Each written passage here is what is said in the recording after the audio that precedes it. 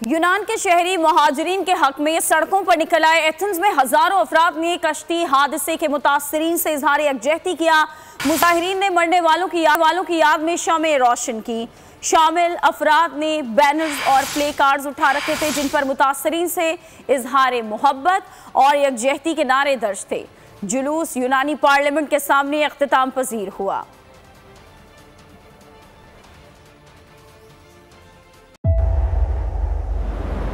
तेज हवाएं, समुद्री तूफान के खतरात, लेकिन इन सभी मुश्किलात से निपटते बोल निभा रहा है अपने सहाफती फराइज।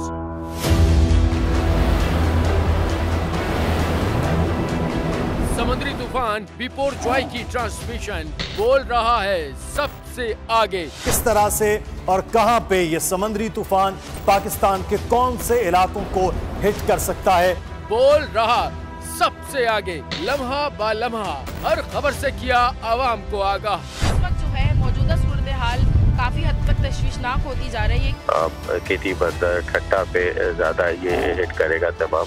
57% आवाम ने देखा बोल की स्क्रीन पर, क्योंकि बोल है सबसे पहले सबसे आगे।